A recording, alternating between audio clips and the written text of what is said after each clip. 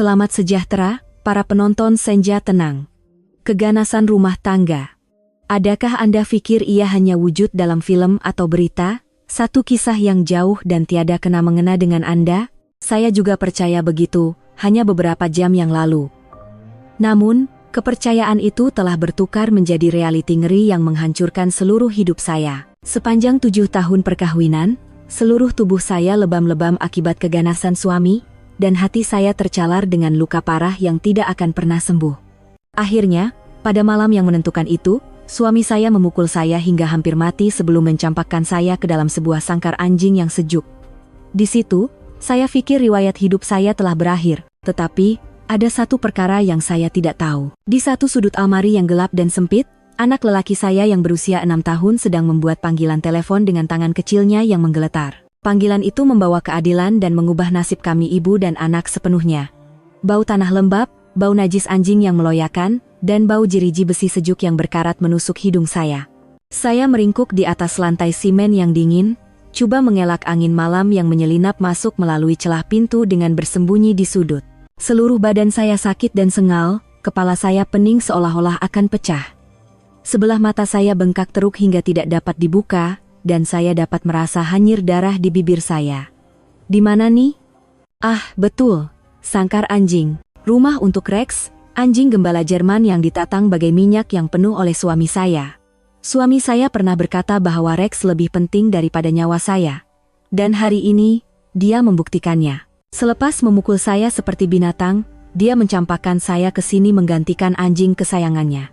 Segalanya bermula dengan sebab yang sangat tidak masuk akal. Malam ini, suami saya, Zainal, ada makan malam syarikat.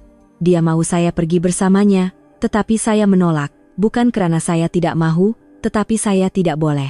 Anak kami, Amir, sudah beberapa hari demam panas akibat jangkitan virus dan tidak mau berenggang langsung dari saya. Saya terlalu letih dari segi fisikal dan mental karena berjaga sepanjang malam menjaga anak. Saya hanya mau tinggal di rumah dan memeluk anak saya.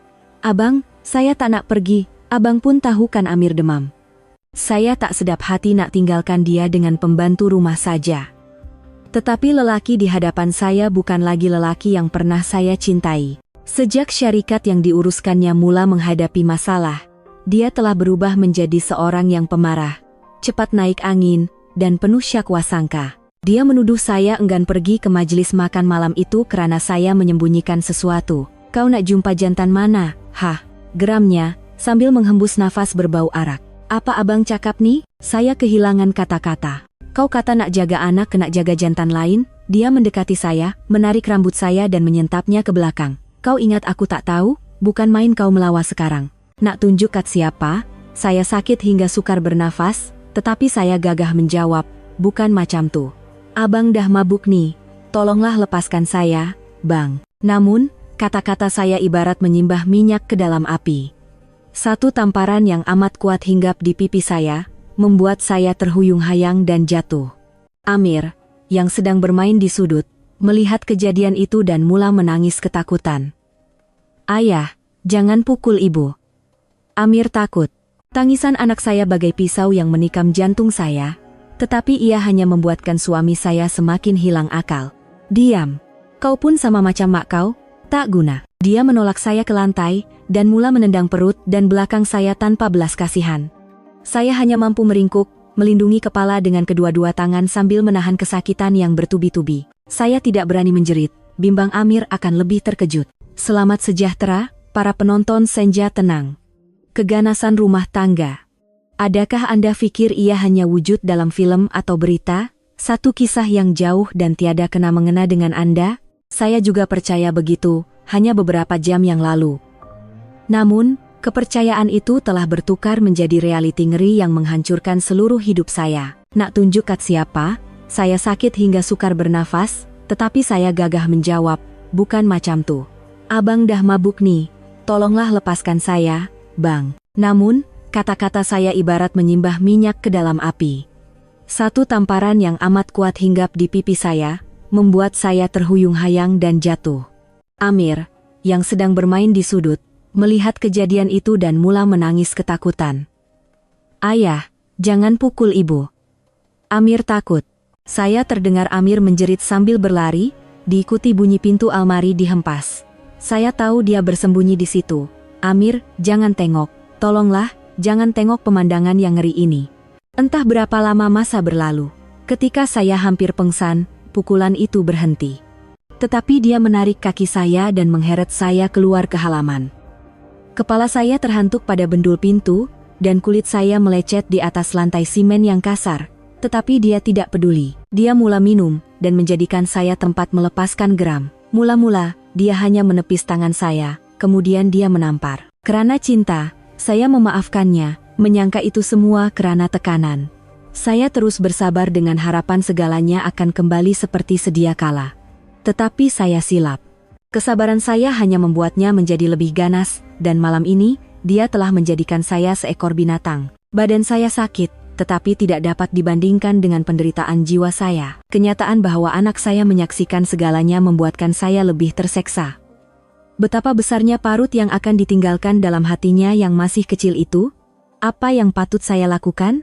Demi anakku, aku mesti keluar dari sini.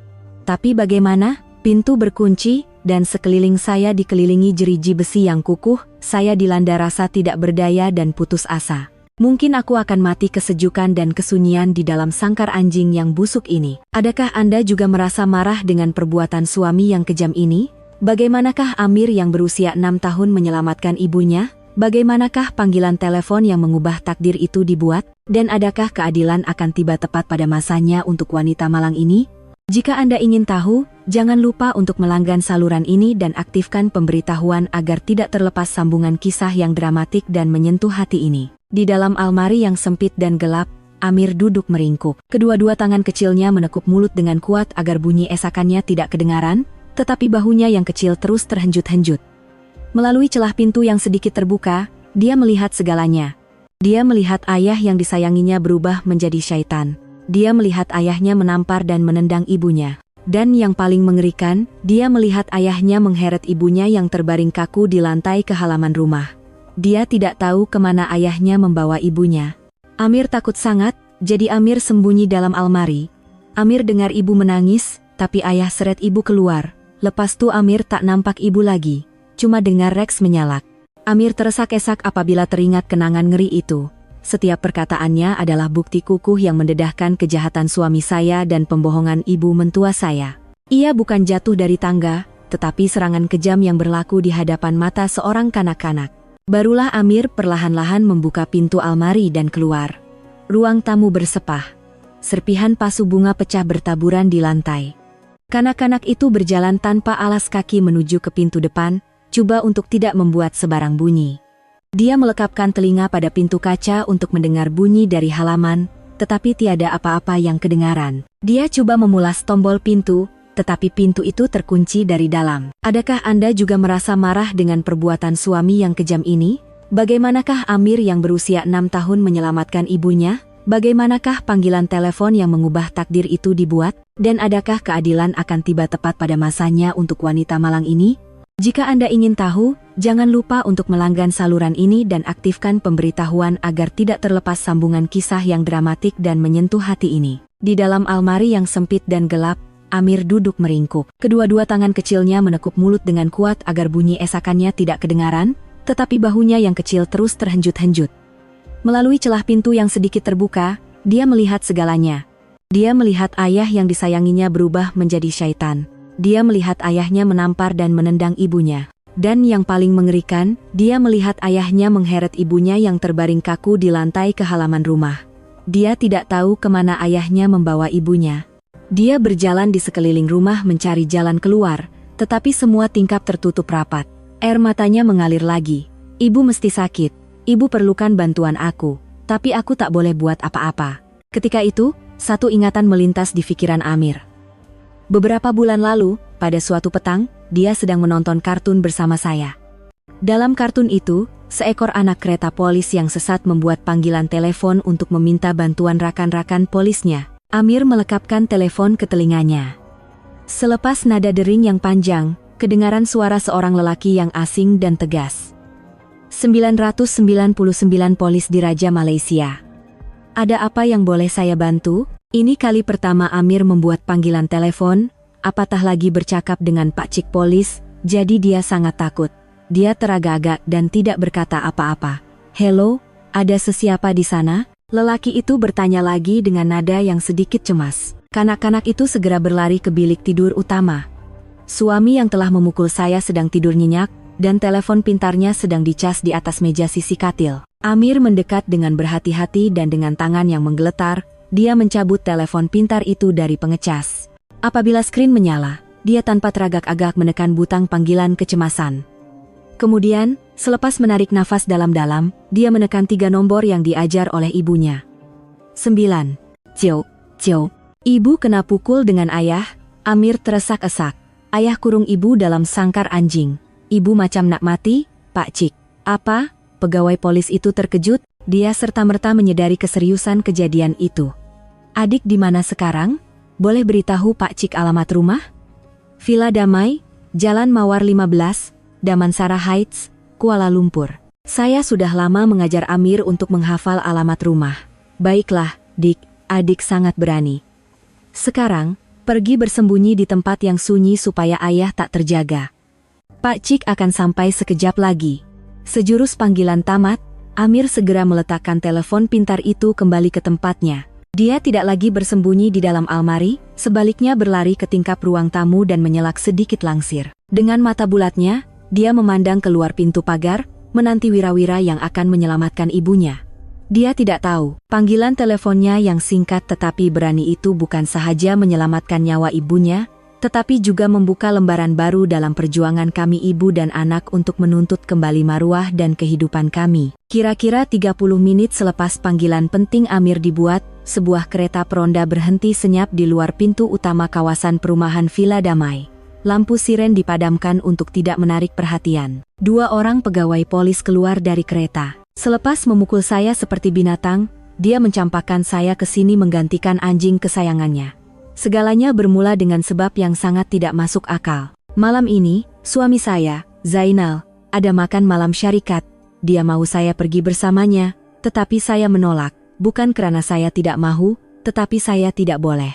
Anak kami, Amir, sudah beberapa hari demam panas akibat jangkitan virus dan tidak mau berenggang langsung dari saya. Pada masa itu, di dalam rumah, Zainal masih tidur nyenyak. Dia sedang bermimpi, berpuas hati karena telah mengajar istrinya yang degil dan menunjukkan kuasa seorang lelaki. Dia langsung tidak tahu bahwa perbuatan kejamnya telah dilaporkan oleh anaknya yang berusia 6 tahun, dan keadilan kini berada betul-betul di hadapan pintunya. Inspektor Aisyah memberi isyarat kepada rakannya untuk membuka pintu depan, tetapi ia berkunci dari dalam. Daripada memecahkan pintu dan membuat bising, mereka memutuskan untuk pergi ke belakang rumah yang mempunyai taman dan halaman. Apabila mereka bergerak ke sisi rumah, cahaya lampu suluh mendedahkan satu pemandangan yang mengerikan. Di dalam sangkar anjing besi, seorang wanita terbaring meringkuk di atas lantai simen. Rambutnya kusut masai berlumuran darah dan kotoran, dan pakaiannya koyak di beberapa tempat. Wajahnya lebam dan bengkak sehingga sukar untuk dikenali. Itulah saya. Ketika itu, saya hampir tidak sadarkan diri. Kesakitan dan kesejukan telah menghabiskan sisa-sisa tenaga saya. Saya hanya mampu bernafas lemah, dan dalam keadaan separa sedar itu, saya memanggil nama anak saya, Amir. Ya Allah, Inspektor Aisyah mengeluh tanpa sedar. Dia telah mengendalikan banyak kes, tetapi pemandangan di hadapannya membuatnya terdiam karena kekejamannya. Pecahkan manggatu, sekarang, arahnya kepada rakannya. Bunyi klang yang kuat bergema apabila pemotong bolt mematahkan mangga besi. Bunyi itu akhirnya mengejutkan syaitan yang sedang tidur di dalam rumah. Zainal terkejut dan bangun sambil memegang kepalanya yang pening akibat mabuk. Dia terhuyung-hayang keluar dari bilik, memaki hamun, siapa yang buat bising tengah malam butani, tetapi apabila dia sampai di ruang tamu, dia terpaku. Pintu depan sudah terbuka luas, dan beberapa orang lelaki berpakaian seragam polis sedang merenungnya dengan pandangan serius. "Siapa kamu semua? Kenapa masuk rumah orang?" tanya Zainal, tergagap-gagap. Rasa mabuknya hilang serta-merta, digantikan dengan ketakutan yang melampau. Inspektor Aisyah masuk dari halaman dengan wajah dingin seperti ais. "Polis di Raja Malaysia. Kami menerima laporan tentang keganasan rumah tangga yang serius di alamat ini. Adakah Anda pemilik rumah ini?" "Keganasan? Keganasan apa?" Zainal menafikannya dengan bersungguh-sungguh, wajahnya pucat lesi. "Tak ada apa-apa yang berlaku di rumah saya. Mesti ada salah faham nih. Ini bukan salah faham, suara Aisyah menjadi tajam. Kalau begitu, boleh Encik jelaskan kenapa istri Encik, Puan Faridah, ditemui terbaring tidak sadarkan diri di dalam sangkar anjing di halaman belakang dengan kesan kecederaan di seluruh badan? Kata-katanya ibarat petir yang menyambar kepala Zainal. Dia berdiri kaku, tidak percaya. Macam mana mereka tahu? Macam mana mereka boleh masuk? Aku dah kunci semua pintu. Ketika itu, satu susuk tubuh kecil turun dari tingkat atas dengan berhati-hati. Amir, mungkin berasa berani selepas melihat Pak Cik dan Mak Cik polis, dia berlari pantas dan bersembunyi di belakang Inspektor Aisyah. Dia menuding jari ke arah Zainal dan menjerit dengan suara yang bergetar tetapi penuh kemarahan. Ayah, ayah yang pukul ibu, ayah yang kurung ibu dalam sangkar anjing. Tuduhan daripada anak kandungnya sendiri membuatkan Zainal rebah sepenuhnya. Dia memandang silih berganti antara Amir dan polis yang mendekatinya dengan riak wajah terkejut. Dia tahu segalanya sudah berakhir. Encik Zainal, sila ikut kami ke balai polis, kata seorang pegawai sambil mengeluarkan gari. Sementara itu, Inspektor Aisyah dan dua lagi rakannya dengan pantas mengeluarkan saya dari sangkar anjing yang busuk itu. Mereka meletakkan saya di atas pengusung dengan cermat dan menyelimutkan saya dengan selimut hangat. Panggil ambulans segera. Mangsa mengalami pelbagai trauma dan pendarahan yang banyak. Perlu dihantar ke hospital dengan segera. Semasa diusung ke dalam ambulans, saya tersedar seketika. Melalui kelopak mata yang bengkak, saya melihat anak saya, Amir, berada dalam pelukan seorang lagi pegawai polis wanita. Dia tidak menangis. Dia hanya memandang saya, pandangan matanya penuh kerisauan, tetapi pada masa yang sama seolah-olah berkata, "Ibu, Amir dah selamatkan ibu." Saya coba menghulurkan tangan ke arahnya, tetapi kemudian pengsan semula. Bunyi siren ambulans memecah kesunyian malam di kawasan perumahan itu. Cahaya keadilan, walaupun lewat, akhirnya tiba.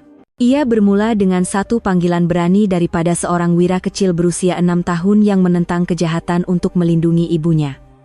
Penyelamatan telah berjaya, tetapi saya tahu. Perjuangan sebenar kami ibu dan anak baru sahaja bermula. Perjuangan itu bukan sahaja menentang suami yang kejam, tetapi juga seluruh keluarganya yang bersubahat dan menutup kesalahannya. Bunyi monitor degupan jantung yang berbunyi secara teratur, bau obat antiseptik yang menusuk hidung, dan cahaya lampu bilik kecemasan yang menyilaukan adalah perkara pertama yang saya sedari apabila saya sedar.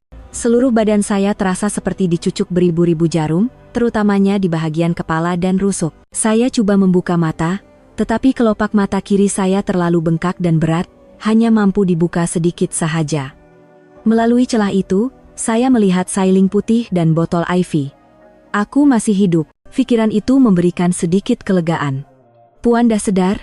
Suara seorang wanita yang lembut kedengaran di telinga saya. Inspektor Aisyah. Dia telah menjaga saya di sisi katil. Saya coba bersuara, tetapi tekak saya terlalu kering untuk mengeluarkan bunyi yang jelas. Anak saya. Amir. Jangan risau, Aisyah menenangkan saya sambil menuangkan segelas air suam. Amir selamat. Dia budak yang baik dan sangat berani. Selepas Puan dibawa ke hospital, kami bawa dia ke balai. Pegawai wanita lain sedang menjaganya dengan baik, jadi Puan berehatlah secukupnya. Berita bahwa anak saya selamat seolah-olah mengangkat sebongkah batu berat dari hati saya. Saya tertidur, dibuai mimpi ngeri yang penuh dengan keganasan dan ketakutan. Apabila saya membuka mata sekali lagi, hari sudah siang. Seorang dokter datang memeriksa keadaan saya. Pelbagai lebam dan gegaran otak ringan, tetapi mujurlah tidak mengancam nyawa. Saya perlu ditahan di Wat sekurang-kurangnya seminggu untuk pemerhatian. Saya memandang keluar tingkap, pikiran saya berkecamuk. Saya telah diselamatkan, tetapi kemana saya harus pergi sekarang? Adakah saya mempunyai keberanian untuk menamatkan perkawinan neraka ini? Atau adakah saya akan berlembut hati sekali lagi, memaafkannya, dan membiarkan tragedi ini berulang? Tiba-tiba, pintu Wat dibuka. Saya sangka Aisyah, tetapi yang masuk ialah ibu mentua saya, Puan Sri Halimah. Dia tidak bersendirian. Di belakangnya, seorang wanita berpakaian mewah yang kelihatan seperti peguam mengikutinya. Walaupun melihat keadaan saya yang menyedihkan di atas katil, tiada langsung riak simpati di matanya. Sebaliknya, wajahnya penuh dengan rasa jengkel dan hina. Tanpa bertanya kabar, dia menarik sebuah kerusi dan duduk, terus ke inti perbualan. Dengar sini baik-baik, perintahnya dengan dingin.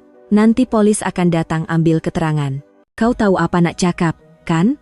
Saya terdiam. Dia datang bukan untuk melawat, Tetapi untuk memaksa saya memberikan keterangan palsu, apabila saya tidak berkata apa-apa, dia menyambung dengan nada seolah-olah memberi rahmat. Cakap saja kau cuai, jatuh dari tangga. Kemalangan biasa.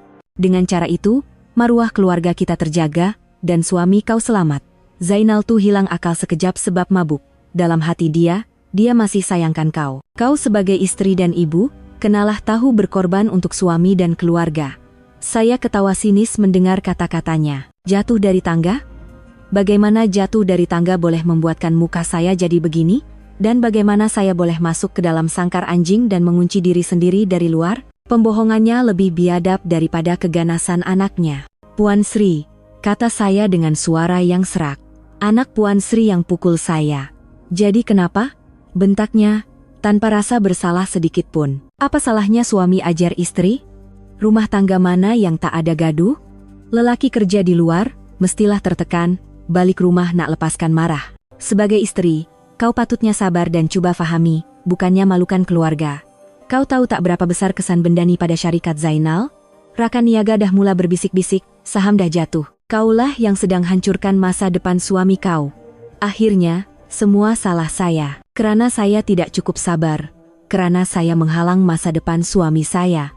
Keganasan kejam anaknya hanya dianggap sebagai melepaskan marah. Wanita yang datang bersamanya mula bersuara. Puan Faridah, selamat sejahtera. Saya Puan Jamilah, peguam yang menguruskan hal ehwal undang-undang keluarga ini. Saya nasihatkan Puan supaya pertimbangkan cadangan Puan Sri dengan teliti. Jika Puan bekerja sama, kami akan pastikan hal ini selesai secara senyap dan keluarga ini tidak akan mengabaikan Puan. Kami juga akan membayar pampasan yang setimpal untuk penderitaan fisikal dan mental yang Puan alami. Tetapi jika Puan terus membesarkan hal ini, akhirnya yang rugi ialah Puan dan anak Puan sendiri. Itu bukan lagi nasihat, tetapi ugutan terang-terangan. Mereka menggunakan ganjaran dan ugutan serentak untuk menekan saya. Mereka yakin bahwa saya, seorang wanita lemah tanpa pekerjaan dan tempat bergantung, akhirnya akan tunduk. Saya memejamkan mata. Rasa mual naik ke kerongkong saya. Inikah keluarga yang saya coba bina dengan mengorbankan masa muda dan segalanya? Tempat di mana jenayah menjadi kebiasaan, kebenaran diputar-belitkan, dan maruah manusia dinilai dengan uang dan air muka. Tolong keluar, bisik saya. Suara saya lemah, tetapi ada ketegasan yang tidak pernah ada sebelum ini. Saya perlu berehat.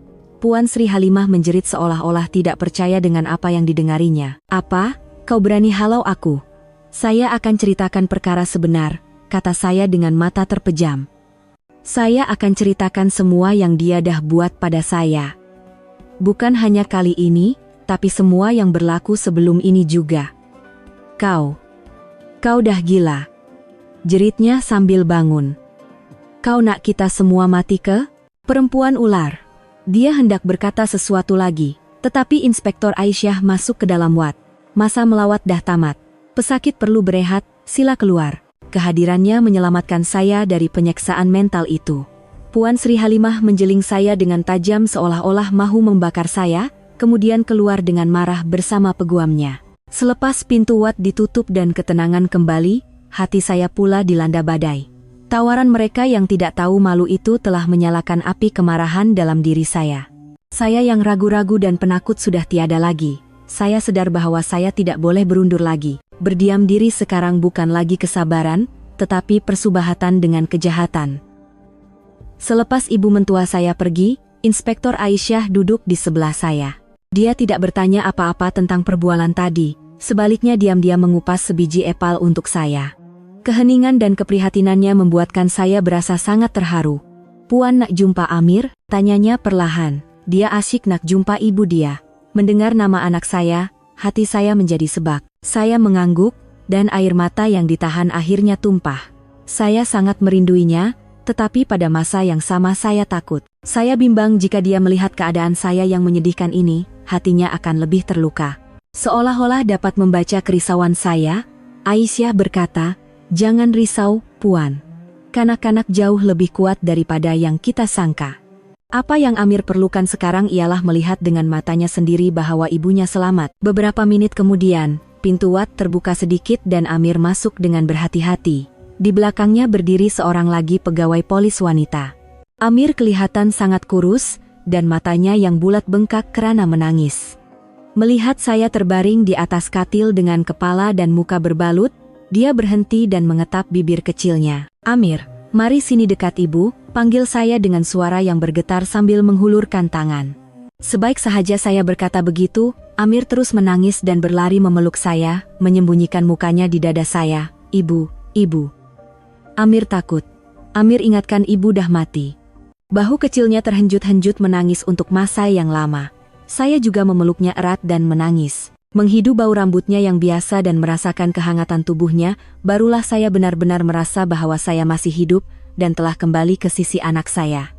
"Ibu tak apa-apa, sayang." "Tak apa-apa," saya memujuk sambil mengusap belakangnya. "Ibu takkan mati.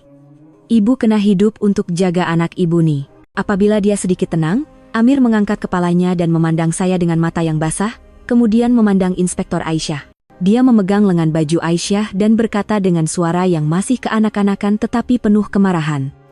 "Makcik, tolong masukkan ayah saya dalam penjara, ayah orang jahat.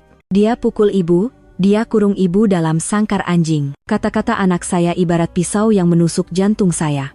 Seorang kanak-kanak berusia 6 tahun yang sepatutnya berkata dia sayangkan ayahnya, kini merayu kepada polis untuk menangkap ayahnya. Penderitaan dan trauma ini akan menghantuinya seumur hidup. Inspektor Aisyah melutut untuk menyamakan ketinggiannya dengan Amir. Dia menyapu air mata Amir dan berkata dengan suara yang sangat lembut, "Amir, jangan menangis ya. Boleh tak Amir ceritakan pada makcik apa yang berlaku malam tadi? Jangan takut. Apa yang Amir ceritakan sangat penting untuk lindungi ibu." Dan Amir mula bercerita. Dengan bahasa kanak-kanak yang polos, dia menceritakan semula malam yang mengerikan itu. Dia menceritakan dengan jelas bagaimana ayahnya mabuk, menarik rambut, menampar, dan menendang saya. "Ayah tendang perut ibu. Dia tendang belakang ibu," kata Amir sambil menunjuk ke arah saya. "Ibu sakit sangat sampai ibu peluk kepala saja." Saya mengangguk, dan air mata yang ditahan akhirnya tumpah.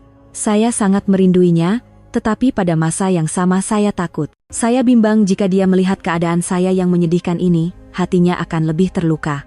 Seolah-olah dapat membaca kerisauan saya, Aisyah berkata, "Jangan risau, Puan. Kanak-kanak jauh lebih kuat daripada yang kita sangka. Apa yang Amir perlukan sekarang ialah melihat dengan matanya sendiri bahwa ibunya selamat." Inspektor Aisyah mencatat setiap perkataan Amir dengan teliti, dan riak wajahnya menjadi semakin serius. Apabila Amir selesai bercerita, dia mengusap kepala Amir dan berkata, "Amir buat dengan baik sekali. Amir budak yang sangat berani. Amirlah yang selamatkan ibu." Kemudian dia berpaling kepada saya. Pandangan matanya bukan lagi sekadar simpati, tetapi mengandungi galakan dan keberanian. "Puan Faridah, Puan dah dengar semuanya, kan?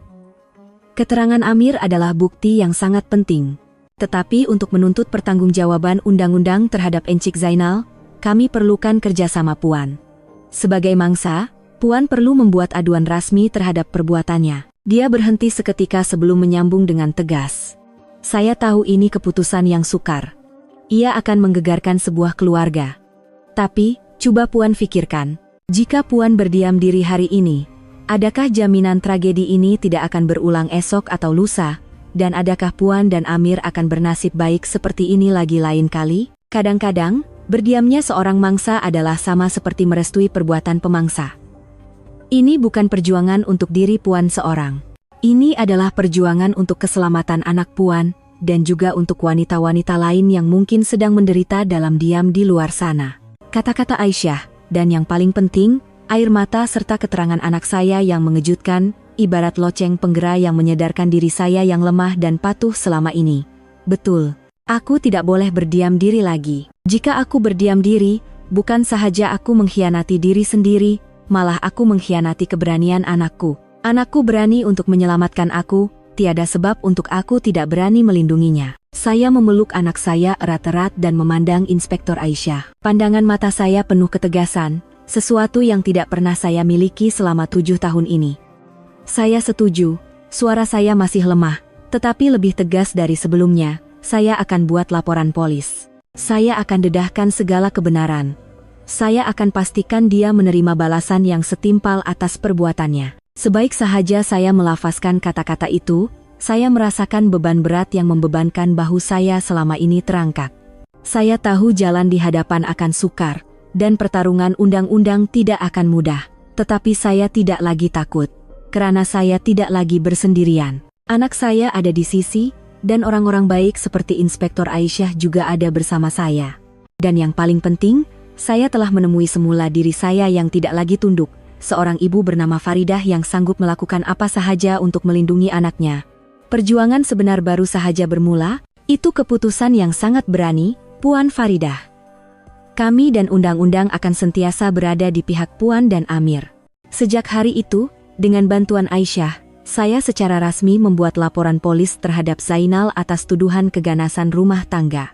Setiap perkataan yang saya tulis di atas kertas putih itu bukan sekadar aduan, tetapi catatan air mata dan penderitaan yang telah saya pendam selama bertahun-tahun. Saya menceritakan segalanya tanpa meninggalkan satupun butiran. Dari sentuhan kasar dan kata-kata kesat pada awal perniagaannya merosot, kepada pukulan kejam setiap kali dia mabuk, dan kemuncaknya, kejadian ngeri pada malam itu.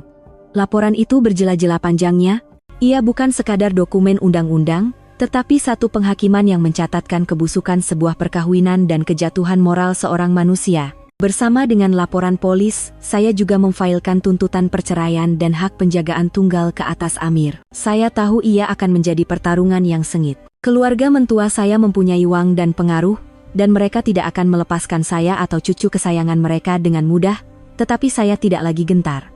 Saya tidak boleh membiarkan anak saya terus membesar dalam persekitaran yang penuh dengan keganasan dan kepalsuan.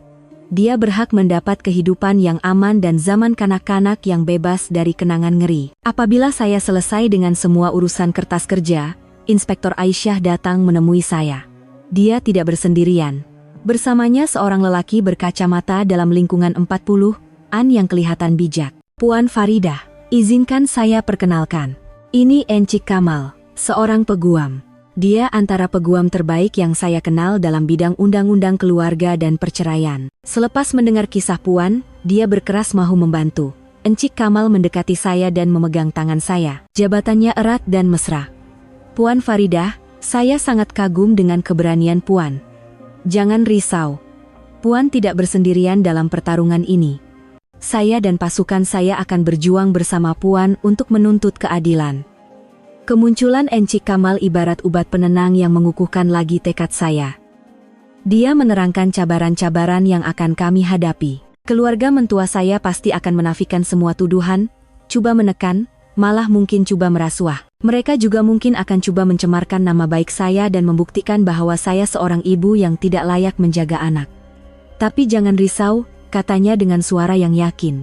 Kita ada senjata yang sangat kuat, yaitu Amir. Di mahkamah, keterangan seorang kanak-kanak mempunyai kekuatan yang istimewa. Lagipun, kita ada laporan perubatan dan gambar-gambar kecederaan. Selagi kita tidak berputus asa, kebenaran pasti akan menang. Perbualan dengan Encik Kamal memberikan gambaran yang lebih jelas tentang jalan sukar yang menanti. Saya tahu ini bukan pertarungan yang akan selesai dalam sehari dua, tetapi saya sudah bersedia. Dan seperti yang dijangka, sebaik sahaja laporan saya dibuat, serangan balas dari keluarga mentua saya bermula. Pada hari Zainal dibebaskan selepas beberapa hari ditahan di lokap, ibu mentua saya, Puan Sri Halimah, datang ke hospital sekali lagi. Tetapi kali ini, dia tidak lagi angkuh dan memberi arahan. Dia datang dengan wajah yang sama sekali berbeza. Dia masuk membawa sebuah bakul buah yang besar dengan riak wajah yang kelihatan sangat sedih dan menyesal. Faridah, menantu Mak. Mak datang nak minta maaf pada kamu. Mulanya, teresak-esak. Semua ini salah Mak. Mak yang salah didik anak Mak. Hati Mak hancur bila tahu Zainal buat benda sekejam tu pada kamu. Dah berhari-hari Mak tak makan, tak tidur. Asyik teringatkan kamu sampai air mata ni tak berhenti mengalir. Dia melakonkan watak ibu mentua yang diselubungi rasa bersalah dengan sempurna. Jika saya yang dahulu, mungkin saya akan berlembut hati. Tetapi saya yang sekarang hanya mampu ketawa sinis. Mak merayu pada kamu. Tarik baliklah laporan tu, ya, katanya sambil memegang tangan saya dengan air mata berlinangan. Kalau kamu teruskan, hancurlah keluarga kita. Kalau Zainal masuk penjara, musnahlah hidup dia. Amir pula nanti bila besar kena hidup sebagai anak banduan, kamu sanggup biarkan anak kamu dicemu orang? Mak yang tua ni merayu pada kamu. Fikirlah sekali lagi, berilah Zainal satu lagi peluang untuk perbetulkan kesilapannya. Dia tidak lagi menggunakan ugutan, sebaliknya mula menggunakan emosi dan anak saya untuk menekan saya. Satu taktik yang sangat licik. Saya menarik tangan saya dari genggamannya perlahan-lahan. "Puan Sri," kata saya dengan tenang, "peluang sudah terlalu banyak saya berikan. Selama 7 tahun ini, setiap kali dia naik tangan pada saya berikan peluang. Tapi apa hasilnya? Dia hanya menjadi semakin kejam.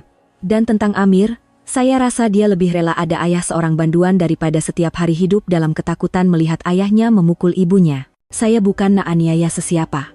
Saya hanya nak selamatkan diri saya dan anak saya." Sikap tegas saya membuatkan riak wajah Puan Sri Halimah berubah serta-merta. Air matanya hilang entah kemana, digantikan dengan pandangan mata yang tajam. "Bukan main kau sekarang, ya? Kau ingat undang-undang di pihak kau? Cobalah. Dengan tak ada kerja, tak ada duit, kau pikir kau layak nak ambil cucu kami? Kau akan menyesal dengan keputusan kau hari ini." Dia pergi dengan marah, meninggalkan jelingan penuh kebencian. Pertarungan pertama telah berakhir. Saya tahu ini hanyalah permulaan. Perang sebenar baru akan bermula. Mereka tidak lagi menyembunyikan niat mereka. Mereka akan menggunakan segala cara untuk merampas Amir dan mengheret saya ke dalam kancah fitnah dan penghinaan. Tetapi saya bukan lagi Faridah yang dahulu. Saya telah membuat keputusan yang tidak boleh ditarik balik. Selepas dibebaskan, Zainal seolah-olah lenyap. Tiada panggilan, message, apatah lagi lawatan ke hospital. Kesenyapannya lebih menakutkan daripada makian. Saya tahu itu adalah ketenangan sebelum ribut. Dia dan ibunya sedang merancang serangan balas secara senyap. Dan serangan itu datang lebih cepat daripada yang saya sangka. Seminggu kemudian, selepas saya keluar dari hospital dan tinggal sementara di sebuah rumah perlindungan yang diuruskan oleh sebuah NGO wanita, perkara-perkara aneh mula berlaku. Ia bermula dengan habar angin. Kabar angin yang tidak diketahui puncanya mula tersebar di kawasan perumahan lama saya, dan syarikat tempat saya pernah bekerja. Cerita kononnya saya dipukul karena ditangkap curang oleh suami saya. Malah ada yang lebih teruk, mengatakan saya mereka-reka cerita dipukul untuk memeras uang dari keluarga mentua bagi membayar hutang judi. Kabar angin jahat itu ibarat pisau gaib yang menghiris daging saya. Walaupun saya coba untuk tidak mengendahkannya, hati saya tetap sakit melihat nama baik saya dipijak-pijak. Saya tahu ini adalah taktik mereka untuk mengubah saya dari mangsa menjadi pemangsa dan menjatuhkan saya melalui pendapat umum. Encik Kamal menenangkan saya. "Jangan pedulikan cakap-cakap orang, Puan. Semakin mereka berbuat begitu, semakin jelas menunjukkan mereka sedang ketakutan. Kita hanya perlu fokus pada pengumpulan bukti. Pendapat umum tidak boleh mengubah kebenaran di mahkamah." Encik Kamal segera bertindak. Katanya, dalam kes keganasan rumah tangga, bukti fisikal amat penting. Walaupun keterangan saya dan Amir penting, jika disokong dengan bukti objektif yang tidak boleh disangkal, peluang untuk menang akan menjadi lebih tinggi. Dan bukti paling penting yang menjadi tumpuannya ialah rekaman CCTV yang dipasang di villa kami. Zainal, yang semema jadinya berhati-hati dan penuh syak wasangka, telah memasang kamera di merata tempat, di pintu depan, taman, ruang tamu, dapur. Katanya untuk menghalang pencuri, tetapi kadang-kadang saya rasa tujuannya lebih kepada untuk mengawasi saya. Namun, walau apapun tujuannya, hari ini kamera-kamera itu boleh menjadi senjata yang memakan dirinya sendiri. Saya yakin kamera di sudut ruang tamu tempat serangan bermula, dan kamera di halaman tempat letaknya sangkar anjing pasti telah merakam semua jenayahnya. Dengan waran dari pihak berkuasa, Encik Kamal dan pasukan teknikal pergi ke villa untuk mendapatkan data dari peranti rakaman. Saya tidak ikut serta. Hanya menunggu keputusan dengan cemas. Saya berdoa agar keadilan dapat dicapai dengan mudah.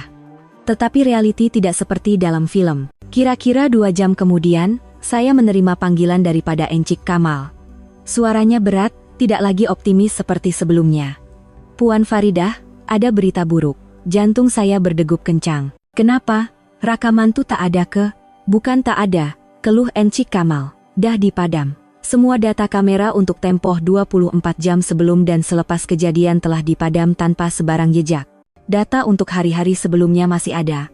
Telinga saya berdengung. "Dipadam? Encik pasti? Tak ada cara untuk pulihkannya semula?" "Kami dah minta pakar terbaik untuk coba," kata Encik Kamal. "Lemah. Mereka kata ini bukan pemadaman biasa. Ada kesan data baru telah ditulis berulang kali menggunakan program khas. Dengan teknologi sekarang, hampir mustahil untuk dipulihkan." Ini kerja orang yang arif tentang teknologi, dan ia disengajakan. Saya terduduk di atas kerusi. Segala harapan seolah-olah padam. Saya tahu siapa yang melakukannya, sama ada Zainal atau ibunya. Selepas saya dibawa ke bilik kecemasan dan sebelum polis menutup rumah itu, mereka mempunyai masa yang cukup untuk memusnahkan bukti. Mereka telah merancang dengan teliti. Mereka tahu betapa pentingnya rekaman itu, dan mereka telah bertindak selangkah di hadapan. Jadi sekarang macam mana? Tanya saya dengan suara yang bergetar. Kita dah hilang bukti paling penting. Boleh ke kita menang? Jangan risau sangat. Ensik Kamal coba menenangkan saya, tetapi saya tahu dia juga sedang pening kepala. Kehilangan bukti ini satu tamparan hebat, perjuangan kita akan jadi lebih sukar. Pihak sana pasti akan menggunakan alasan ketiadaan bukti langsung, tapi bukan bermakna tiada harapan. Kita masih ada keterangan Puan dan Amir, serta rekod kecederaan. Kita kena cari bukti sokongan yang lain. Masa bergaduh? Ada tak pembantu rumah atau jiran yang mungkin terdengar atau ternampak secara kebetulan? Saya coba mengingati kembali. Zainal biasanya memilih masa ketika hanya kami berdua di rumah untuk memukul saya. Pembantu rumah selalunya sudah pulang atau berada di bilik berasingan. Jiran-jiran pula, villa tempat saya tinggal mempunyai pagar yang tinggi dan kedap bunyi, jadi mustahil ada yang mendengar. Semua pintu seolah-olah tertutup di hadapan saya. Tekanan akibat kesukaran mencari bukti dan gangguan berterusan dari keluarga mentua membuatkan saya sangat tertekan. Saya tidak boleh tidur, tidak lalu makan, dan badan saya semakin kurus. Saya mulai ragu-ragu dengan keputusan saya. Adakah saya terlalu naif untuk berpikir saya boleh menang menentang orang yang mempunyai uang, kuasa, dan sanggup menggunakan cara kotor? Mungkin lebih baik jika saya menerima sahaja tawaran mereka, ambil uang dan pergi jauh bersama anak saya? Pikiran negatif berlegar di kepala saya, menghakis semangat saya. Banyak malam saya habiskan dengan duduk sendirian dalam gelap dan menangis. Saya keseorangan dan tidak berdaya. Pada saat saya paling terdesak, Encik Kamal datang menemui saya sekali lagi. Puan Faridah, katanya perlahan. Saya tahu Puan sedang melalui masa yang sangat sukar sekarang. Tapi, pandanglah Amir. Dia perlukan seorang ibu yang kuat. Puan kena percaya bahwa kebenaran tidak boleh disembunyikan selamanya. Cuma kita belum jumpa cara yang betul. Sekarang, tenangkan pikiran, lepaskan semua kerisauan. Pejamkan mata dan coba imbas kembali 7 tahun yang lalu dengan terperinci. Ini bukan kali pertama, kan? Mesti ada jejak yang kita terlepas pandang. Kata-kata Ensik Kamal ibarat renjatan elektrik yang menyedarkan sesuatu dalam diri saya yang sedang tidur. Betul, jejak. Pasti ada jejak-jejak lain. Saya memejamkan mata. Kehidupan perkawinan selama 7 tahun terlayar di pikiran saya seperti sebuah film. Hari-hari bahagia, keretakan pertama, pertengkaran, tolakan, dan pukulan. Saya coba mengingati apa yang saya lakukan setiap kali dipukul. Menangis, menyapu ubat sendiri, dan kemudian mendiamkan diri. Tetapi ada juga masanya lebam saya terlalu teruk untuk diuruskan sendiri. Ketika itu, satu pikiran melintas di kepala saya seperti kilat di langit malam yang gelap. Encik Kamal, kata saya sambil membuka mata dan memegang tangannya. Saya dah ingat, mungkin masih ada harapan. Saya telah menemui satu pintu baru. Pintu yang dilitupi debu masa dan rasa malu, pintu yang menuju ke luka-luka lama. Saya menarik nafas dalam-dalam dan menyusun semula ingatan yang berselerak.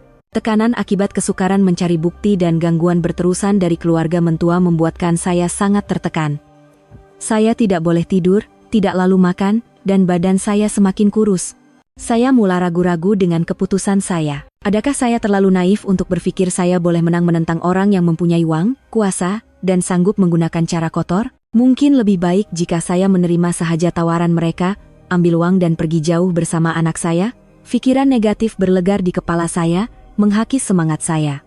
Banyak malam saya habiskan dengan duduk sendirian dalam gelap dan menangis. Saya keseorangan dan tidak berdaya. Pada saat saya paling terdesak, Encik Kamal datang menemui saya sekali lagi. Kenapa saya tak terfikir lebih awal? Puan Faridah, ini boleh menjadi titik perubahan case ini, katanya dengan yakin. Rekod rawatan, walaupun dari klinik swasta, mempunyai kekuatan undang-undang yang sangat besar. Ia bukan sahaja membuktikan kecederaan Puan, malah membuktikan bahwa keganasan itu berlaku secara sistematik dan berulang kali. Di mahkamah, ini boleh menjadi faktor pemberat hukuman. Encik Kamal, bukan sekali ini saja saya dipukul olehnya dalam beberapa tahun ini, jauh lebih banyak. Dulu, kecederaannya tidak begitu parah, hanya lebam dan bengkak. Tapi saya malu, takut nak berdepan dengan orang yang saya kenal dan disoal macam-macam, jadi saya tak berani pergi ke hospital besar. Sebaliknya, saya pergi ke klinik-klinik swasta yang kecil dan tidak begitu dikenali untuk dapatkan rawatan dan obat. Suara saya sedikit bergetar apabila teringat kenangan pahit itu. Ia bukan satu perjalanan yang mudah, ingatan saya kabur. Saya hanya ingat samar-samar jalan dan lorong. Beberapa klinik telah berpindah, ada yang telah bertukar nama. Hampir seharian kami merayau dari satu kawasan ke kawasan lain, bertanya kepada orang ramai, tetapi jawaban yang kami terima hanyalah gelengan kepala. Apabila hari mula senja, keletihan dan kekecewaan mula menyelubungi saya. "Encik Kamal, kita berhenti sajalah," kata saya dengan suara yang letih. Mungkin saya salah ingat, atau rekod itu dah dilupuskan. "Jangan putus asa, Puan," Encik Kamal memberi semangat. "Kan ada satu lagi tempat terakhir, sabar sikit lagi." Tempat terakhir yang saya ingat ialah sebuah klinik rawatan tradisional kecil yang terletak jauh di dalam sebuah lorong usang di Kepong. Tabib di situ seorang lelaki tua yang sangat baik hati. Ketika itu, pergelangan tangan saya terseliuh dan bengkak teruk selepas ditolak oleh Zainal. Kenapa saya tak terfikir lebih awal? "Puan Faridah, ini boleh menjadi titik perubahan kes ini," katanya dengan yakin. Rekod rawatan, walaupun dari klinik swasta, mempunyai kekuatan undang-undang yang sangat besar. Ia bukan sahaja membuktikan kecederaan Puan, malah membuktikan bahwa keganasan itu berlaku secara sistematik dan berulang kali. Di mahkamah, ini boleh menjadi faktor pemberat hukuman. Dia memandang saya dari sebalik cermin mata tebalnya. Selepas merenung saya seketika, dia tiba-tiba berkata, "Ah, bukan keni anak yang dulu datang sebab pergelangan tangan cedera akibat kemalangan motosikal? Lama tak nampak, luka dah sembuh ke?" Dia masih ingat saya. Kegembiraan dan harapan membuak-buak. "Ya, Pak Cik, dah sembuh. Saya datang hari ini sebab ada perkara nak minta tolong." Saya menceritakan segalanya tentang keadaan saya dan betapa pentingnya rekod rawatan lama itu. "Encik Kamal, bukan sekali ini saja saya dipukul olehnya dalam beberapa tahun ini, jauh lebih banyak. Dulu, kecederaannya tidak begitu parah, hanya lebam dan bengkak. Tapi saya malu, takut nak berdepan dengan orang yang saya kenal dan disoal macam-macam, jadi saya tak berani pergi ke hospital besar. Sebaliknya, saya pergi ke klinik-klinik swasta yang kecil dan tidak begitu dikenali untuk dapatkan rawatan dan obat." Suara saya sedikit bergetar apabila teringat kenangan pahit itu, kedengaran bunyi sesuatu di selongkar, dan jantung saya berdegup kencang mengikut irama bunyi itu. Adakah rekod itu masih ada? Tidak lama kemudian, dia keluar membawa setimbun file yang sudah kekuningan. "Jumpa Pun. Ni rekod kamu. Pak Cik memang ada tabiat simpan semua rekod pesakit, mana tahu diperlukan. Tak sangka pula akan digunakan untuk benda macam ni." Saya mengambil timbunan file itu dan membeleknya helaian demi helaian dengan tangan yang menggeletar. Tabib tua itu mendengar cerita saya dengan senyap. Wajahnya yang baik hati perlahan-lahan berubah menjadi serius, dan kemudian kemarahan. "Astaghfirullahalazim. Tak sangka ada benda macam ni," katanya sambil menepuk meja perlahan. "Memang patut dihukum orang macam tu." Dia mengeluh dan memandang saya dengan penuh simpati.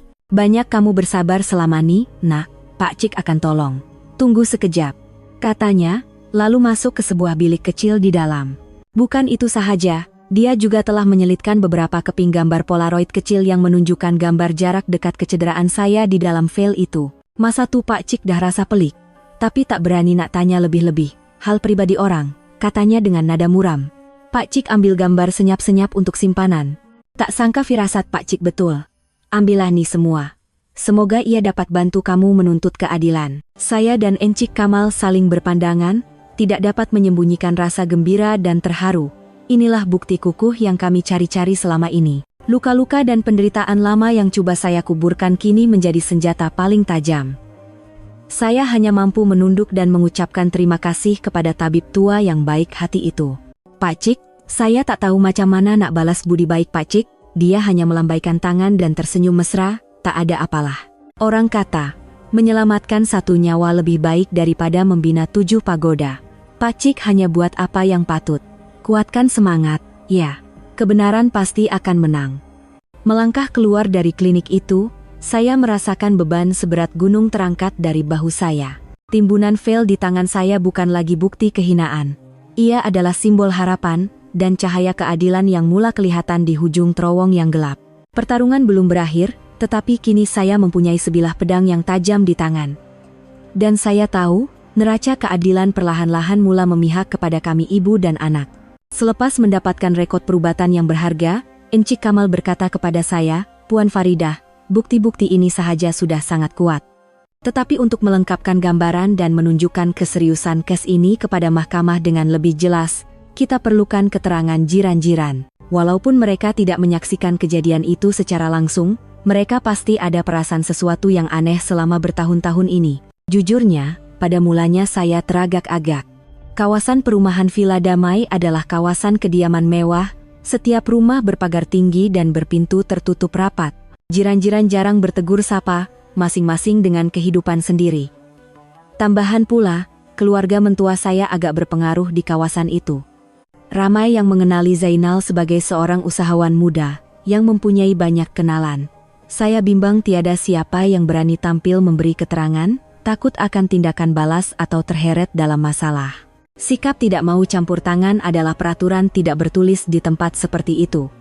Tetapi Encik Kamal berkeras. "Kita coba dulu. Saya percaya di mana-mana pun ada orang baik yang berhati nurani. Persoalannya cuma sama ada mereka mempunyai keberanian untuk bersuara atau tidak. Dan tugas kita adalah untuk memberi mereka keberanian itu." Beberapa hari kemudian, saya kembali ke kawasan perumahan Villa Damai bersama Encik Kamal dan Inspektor Aisyah yang berpakaian seragam polis. Kehadiran polis menimbulkan sedikit kekecohan. Kami memulakan dengan rumah-rumah jiran, bukan rumah kami. Rumah pertama yang kami lawati ialah rumah Encik Bakar, seorang pesara kerajaan yang tinggal di sebelah. Dia seorang yang agak cerewet dan tidak banyak bercakap. Apabila kami menjelaskan tujuan kami, dia melambaikan tangan dan berkata, "Saya tak tahu apa-apa. Saya tak nak masuk campur hal keluarga kamu, jadi jangan ganggu saya," katanya, lalu menghempas pintu. Penolakan pertama itu sedikit mengecewakan, tetapi kami tidak berputus asa dan melawat rumah kedua dan ketiga. Jawaban yang diterima hampir sama. "Saya sibuk, tak tahu apa-apa.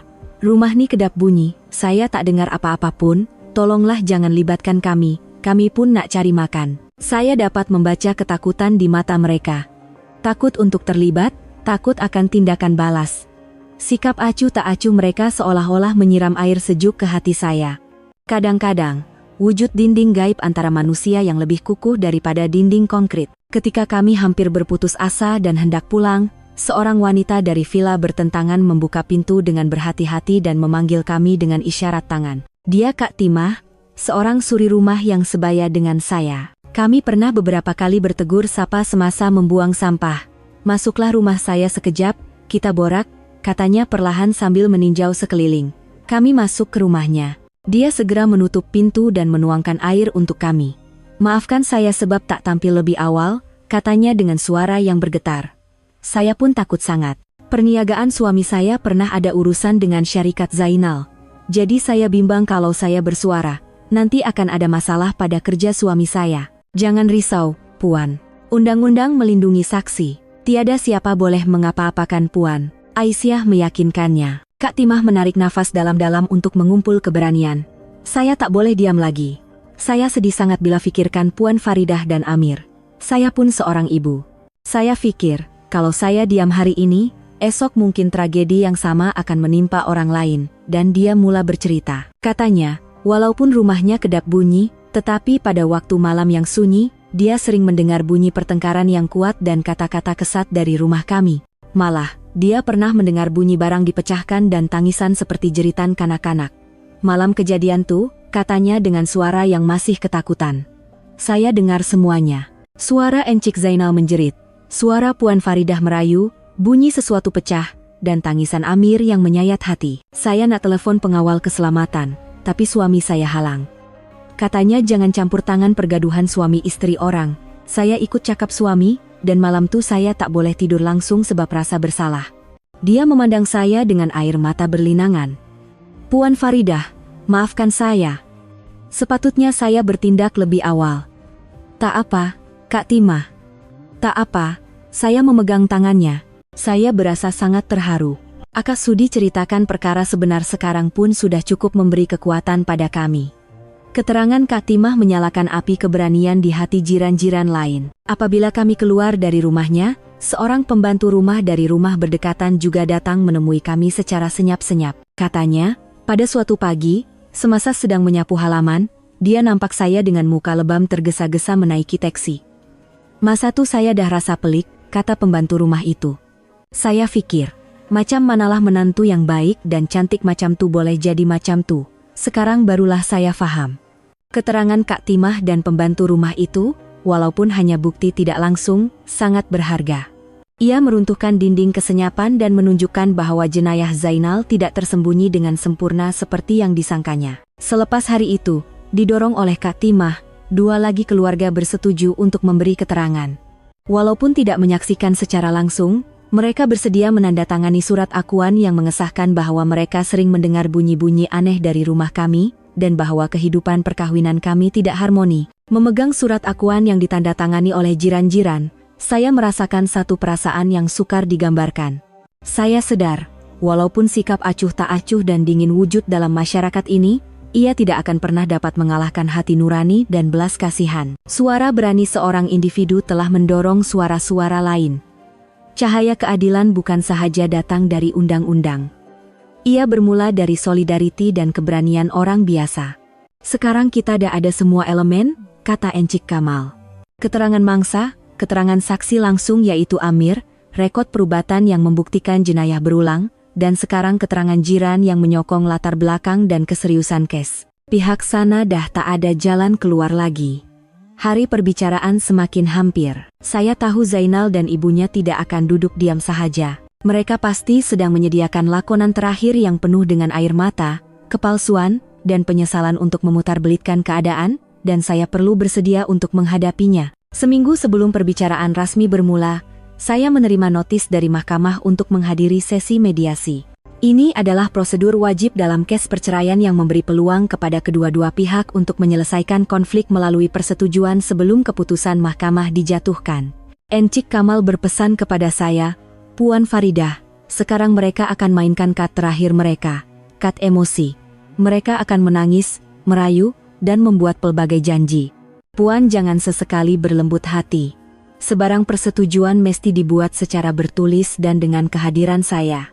Saya mengangguk. Saya tahu ia akan menjadi satu pertarungan psikologi yang sangat sukar. Pada hari itu, saya pergi ke mahkamah bersama Encik Kamal. Di dalam bilik mediasi, Zainal dan ibunya, Puan Sri Halimah, sudah menunggu. Penampilan mereka sangat berbeza dari sebelumnya. Tiada lagi sikap angkuh dan mencabar pada Zainal.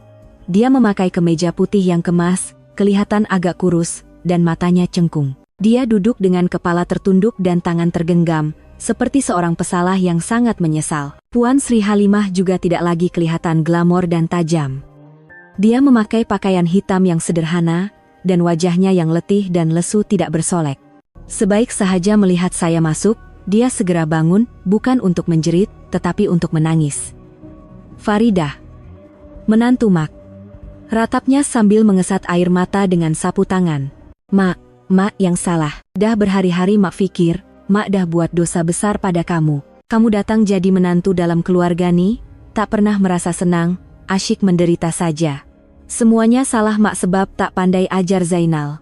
Dia menangis terseduh-seduh, menyalahkan dirinya sendiri. Jika saya tidak tahu siapa dirinya yang sebenar, mungkin saya juga akan terpedaya dengan lakonan sempurnanya. Seorang hakim wanita separuh umur berkata dengan wajah yang lembut, "Saya panggil kedua-dua pihak hari ini, untuk memberi peluang menyelesaikan masalah secara baik melalui perbincangan. Setiap masalah ada jalan penyelesaiannya. Jika keluarga berpecah, yang paling menderita ialah anak." Mendengar perkataan anak, Zainal mengangkat kepalanya. Dia memandang saya dengan mata merah yang bergenang air mata dan berkata dengan suara yang serak, "Faridah, abang tahu apapun yang abang cakap sekarang dah tak ada guna. Abang tak layak nak minta maaf. Abang cuma nak cakap, abang betul-betul salah. Abang suami yang teruk, ayah yang tak berguna. Abang tewas pada arak dan tekanan sampai jadi syaitan. Setiap kali abang sedar, abang sangat menyesal dan menyalahkan diri sendiri. Abang pun tak tahu kenapa abang buat macam tu pada awak." Dia bangun, perlahan-lahan mendekati saya, dan tiba-tiba melutut di hadapan saya. "Faridah, tolonglah. Beri abang peluang terakhir, katanya sambil menangis. Abang janji, abang takkan sentuh arak lagi. Abang akan dapatkan rawatan. Abang akan jadi orang yang baru. Tolong jangan ceraikan abang. Kita tak boleh biarkan Amir hidup tanpa ayah. Tolonglah. Tindakan Zainal mengejutkan semua orang di dalam bilik mediasi. Seorang ketua syarikat melutut di hadapan istrinya, merayu. Satu lakonan yang sangat terperinci. Puan Sri Halimah juga berlari dan melutut di sebelah anaknya. Betul tuh, menantu.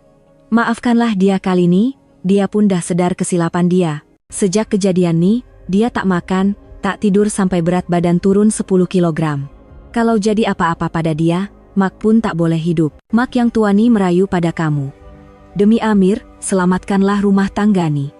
Ibu dan anak, seorang melutut dan seorang lagi menangis, melakonkan satu babak yang tragis dan menyentuh hati. Mereka menggunakan ikatan perkawinan dan anak sebagai senjata terakhir yang paling licik untuk melembutkan hati saya. Mereka yakin mana-mana wanita pun akan luluh di hadapan air mata penyesalan seorang suami dan rayuan seorang ibu mentua. Saya hanya memerhatikan lakonan mereka tanpa berkata apa-apa. Seketika, hati saya juga berasa sedikit sayu. Lelaki yang sedang melutut di kaki saya adalah lelaki yang pernah saya cintai sepenuh hati, dan ayah kepada anak saya. Tetapi kemudian, ingatan malam yang mengerikan itu kembali. Wajahnya yang menarik rambut saya dan menendang saya. Keadaan saya yang meringkuk di dalam sangkar anjing yang sejuk, dan keterangan anak saya yang mengejutkan. Tidak. Jangan berlembut hati. Penyesalan mereka tidak ikhlas. Ia hanyalah ketakutan terhadap hukuman undang-undang. Saya memandang Encik Kamal. Dia mengangguk perlahan dengan pandangan menyokong. Akhirnya, saya menarik nafas dalam-dalam dan tanpa menyuruh mereka bangun, saya berkata dengan tenang tetapi tegas, "Bangun, Encik Zainal." Puan Sri juga. Hentikan sandiwara yang tidak bermakna ini. Sikap dingin saya membuatkan Zainal dan Puan Sri Halimah terpaku. Air mata itu, saya menyambung, sepatutnya awak tunjukkan 7 tahun lalu, masa awak pertama kali tampar pipi saya. Air mata itu sepatutnya Puan Sri alirkan masa Puan Sri tengok menantu Puan Sri dipukul, bukan masa anak Puan Sri akan dihadapkan ke mahkamah. Sekarang semuanya sudah terlambat. Saya memandang tepat ke mata Zainal. Awak kata awak buat semua tuh sebab tekanan dan arak. Tapi itu cuma alasan. Lelaki sejati, bila berdepan tekanan, akan cari jalan penyelesaian, bukan lepaskan geram pada istri dan anak. Awak bukan sahaja bersalah, tapi awak juga pengecut. Dulu awak guna kekerasan untuk tunjuk kuasa, sekarang awak guna air mata untuk lari dari tanggung jawab. Kemudian saya berpaling kepada Puan Sri Halimah. Puan Sri kata Puan Sri sayangkan saya dan Amir. Tapi di mana kasih sayang Puan Sri masa anak Puan Sri berubah jadi binatang? Di mana kasih sayang tuh masa cucu Puan Sri terpaksa tengok ayahnya seksa ibunya dalam ketakutan? Puan Sri tak sayangkan sesiapapun. Puan Sri hanya sayangkan diri Puan Sri sendiri dan maruah keluarga ini. Setiap perkataan saya ibarat pisau yang menghiris topeng kepura-puraan dan keegoisan mereka. Mereka tidak lagi menangis, dan tidak mampu membalas apa-apa, hanya duduk tergamam. Saya tidak akan tarik balik laporan polis, kata saya seperti satu penghakiman terakhir. Saya akan teruskan perjuangan ini sampai ke penghujungnya, bukan untuk membalas dendam, tapi untuk tunjukkan pada anak saya bahwa kejahatan pasti akan menerima balasan. Dan untuk saya sendiri memulakan hidup baru yang bebas dari keganasan dan ketakutan. Sesi mediasi ini tamat di sini. Saya berkata begitu dan bangun bersama Encik Kamal. Kami keluar dari bilik mediasi, meninggalkan 2 orang yang terpinga-pinga di belakang. Lakonan mereka telah gagal. Dan kini mereka terpaksa berhadapan dengan satu-satunya kebenaran, penghakiman keadilan. Pada hari perbicaraan, langit Kuala Lumpur kelabu, dan hujan renyai-renyai turun. Saya tiba di mahkamah bersama Encik Kamal. Malam semalam saya hampir tidak dapat tidur, bukan karena takut, tetapi karena risaukan anak saya. Hari ini, Amir terpaksa hadir ke mahkamah. Walaupun saya diberitahu bahwa keterangannya akan diambil secara tertutup dalam persekitaran khas yang mesra kanak-kanak untuk mengurangkan trauma, sebagai seorang ibu, hati saya tidak tenang. Anak saya yang baru berusia 6 tahun, telah melalui malam yang mengerikan, dan kini terpaksa mengimbau kembali kenangan pahit itu. Saya rasa diri saya kejam, tetapi ini adalah sesuatu yang mesti dilakukan. Karena suara anak sayalah suara kebenaran yang paling kuat. Suasana di dalam mahkamah sunyi dan tegang. Zainal dan ibunya duduk di kandang tertuduh. Mereka kelihatan sangat lesu dan tua. Tiada lagi keangkuhan, tiada lagi lakonan air mata. Hanya kegelisahan dan keletihan terpancar di wajah mereka. Apabila melihat saya masuk, Zainal mengalihkan pandangan, manakala Puan Sri Halimah menjeling saya dengan penuh kemarahan. Perbicaraan bermula. Selepas pihak pendakwaan membacakan pertuduhan, Encik Kamal membentangkan semua bukti yang telah kami kumpul dengan sistematik dan tegas. Gambar-gambar kecederaan saya, rekod perubatan dari klinik swasta, dan surat akuan dari jiran-jiran. Setiap kali satu bukti dikemukakan, suasana di dalam mahkamah menjadi riuh seketika. Peguam Zainal coba menafikan dengan mengatakan kecederaan saya adalah akibat jatuh sendiri, dan keterangan jiran hanyalah habar angin. Pertarungan sengit berlaku, dan akhirnya, saat yang paling penting tiba. Hakim mengumumkan bahwa keterangan saksi bawah umur, Amir bin Zainal, akan dijalankan. Mengikut peraturan, sesi keterangan dijalankan di sebuah bilik berasingan, hanya dihadiri oleh panel hakim, pihak pendakwaan, peguam kedua-dua pihak, seorang pakar psikologi, dan saya sebagai penjaga. Zainal dan Puan Sri Halimah tidak dibenarkan hadir, hanya boleh menonton melalui screen TV. Amir masuk ke dalam bilik sambil memegang tangan Inspektor Aisyah. Berbaju baru yang saya sediakan, dia kelihatan sangat kecil dan keseorangan di dalam ruang yang serius itu. Melihat saya, dia berlari dan memeluk kaki saya. "Ibu," saya menunduk, memeluknya dan berbisik di telinganya. "Anak ibu budak baik kan? Jangan takut ya. Pacik dan Macik nih cuma nak tanya beberapa soalan saja." Amir cakap je apa yang Amir nampak dan dengar. Ibu ada di sebelah Amir. Seorang pakar psikologi, seorang wanita muda yang kelihatan baik hati, mendekati Amir. Dia tidak terus bertanya tentang kes itu, sebaliknya memulakan dengan cerita tentang Adiwira. "Amir suka Adiwira tak?" "Suka," jawab Amir perlahan, kelihatan sedikit tenang. "Kalau macam tuh, Amir tahu tak apa kuasa terhebat Adiwira?" Amir berpikir sejenak, kemudian berkata, "Keberanian." "Betul." Pakar psikologi itu tersenyum. "Keberanian untuk cakap benar dan lindungi orang yang lemah. Hari ini, Amir pun boleh jadi Adiwira yang berani macam tuh." "Nak tak?" Amir mengangguk dengan mata yang penuh tekad. Kemudian, hakim memulakan perbualan dengan suara yang mesra. Dia tidak menggunakan bahasa undang-undang yang kaku, sebaliknya bertanya seperti seorang nenek bercakap dengan cucunya. "Amir sayang ibu tak?" "Sayang." "Amir paling sayang ibu dalam dunia nih. Kalau ayah, Amir sayang tak?" Amir terdiam seketika, kemudian menundukkan kepalanya sedikit. "Dulu sayang, tapi sekarang tak." "Kenapa Amir pikir macam tuh?" Mata bulat Amir mula bergenang air mata. "Sebab ayah selalu pukul ibu." Bilik itu senyap sunyi. Melalui screen, saya nampak bahu Zainal terhinjut. "Ayah selalu pukul ibu ke? Boleh Amir ceritakan apa yang Amir tahu?" tanya hakim dengan lembut. Dan Amir, dengan bahasa kanak-kanak yang pelat, mula melukiskan gambaran ngeri yang dipanggil keganasan rumah tangga. Dia bercerita tentang ayahnya menolak ibunya hingga jatuh, tentang dia mendengar ibunya menangis di dalam bilik. Dia tidak ingat tarikh yang tepat, tetapi kenangan-kenangan yang mengejutkan itu masih segar. Pernah sekali, ayah baling mangkuk nasi kat ibu. Nasi itu panas, tangan ibu jadi merah. Hari lain, ayah ambil tali pinggang nak pukul ibu. Amir takut sangat, Amir peluk kaki ayah merayu jangan pukul. Setiap perkataan anak saya ibarat menghiris jantung saya. Saya tidak sangka dia melihat dan mengingati begitu banyak perkara. Saya, kononnya untuk melindunginya, telah menyembunyikan segalanya dan menanggungnya dalam diam. Tetapi saya silap. Kanak-kanak jauh lebih peka daripada yang kita sangka, mereka tahu dan merasai segalanya. Kemudian, hakim bertanya tentang malam kejadian. Apabila teringat kembali kenangan ngeri itu, badan Amir mula menggeletar, dia menangis tersesak-esak.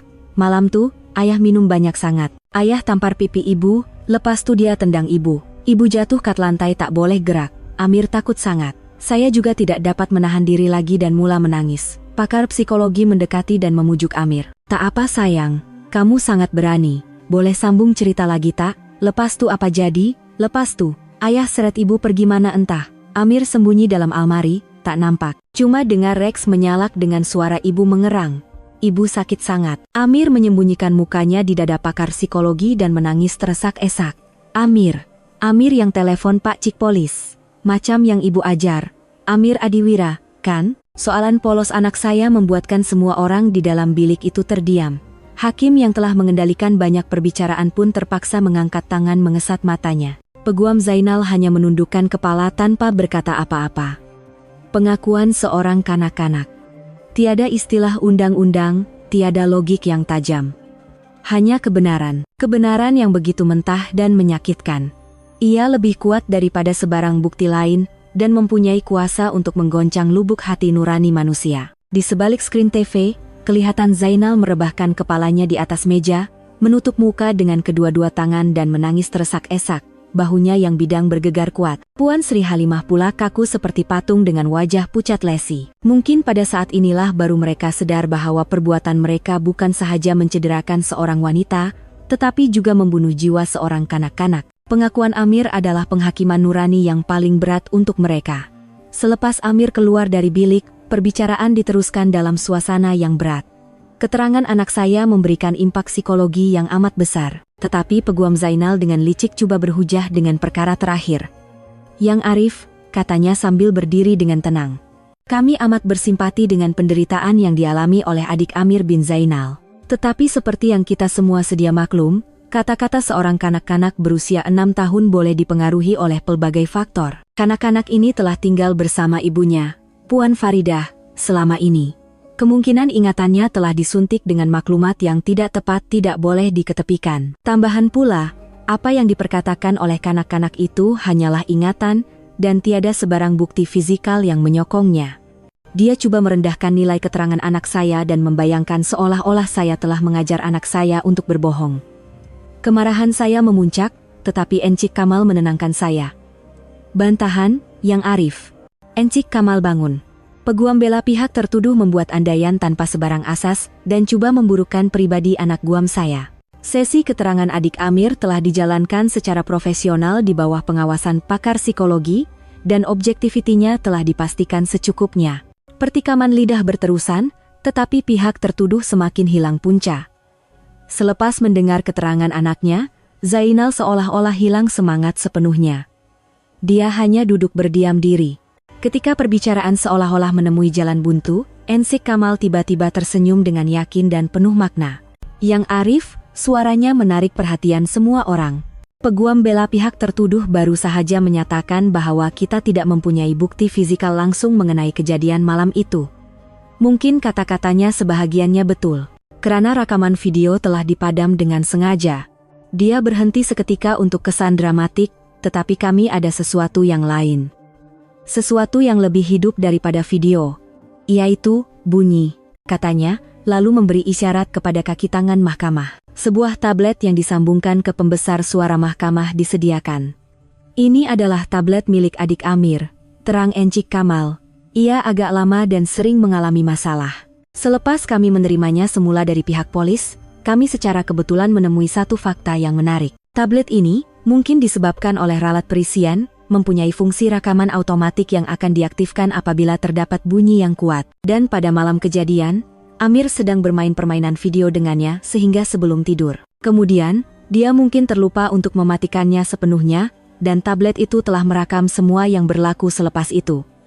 Mendengar ini, wajah Zainal dan Puan Sri Halimah menjadi pucat lesi. Mereka saling berpandangan dengan mata yang penuh ketakutan. Saya memohon kebenaran untuk memainkan file rekaman ini di mahkamah, kata Encik Kamal. Hakim mengangguk. Seluruh mahkamah senyap sunyi, dan bunyi desiran mula kedengaran dari pembesar suara.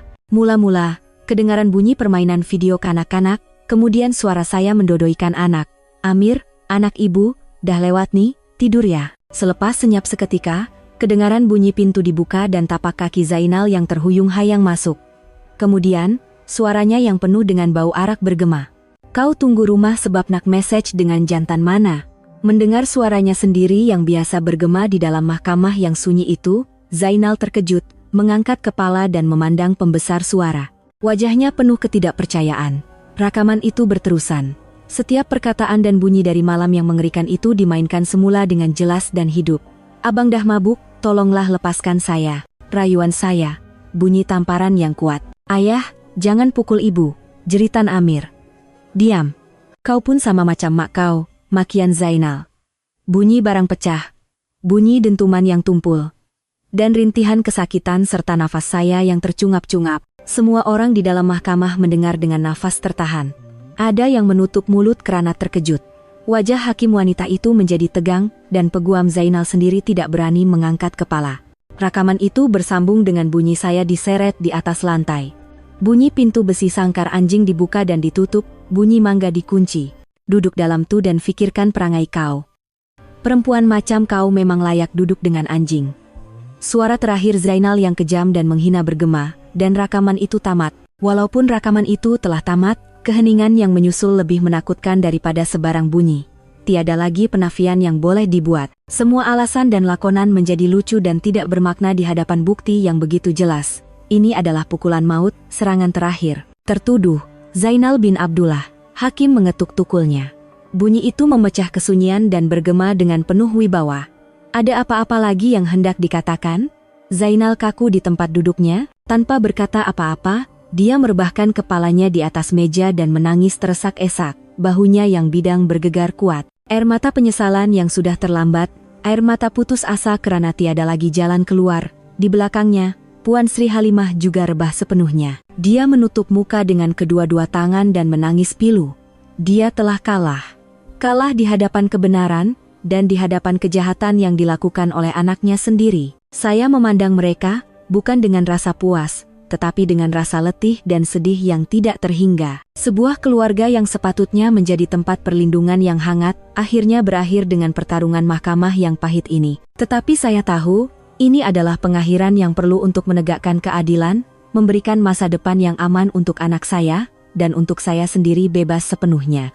Bukti kukuh telah dikemukakan, dan penghakiman pasti akan setimpal. Selepas rekaman itu dimainkan, mahkamah diselubungi keheningan yang berat.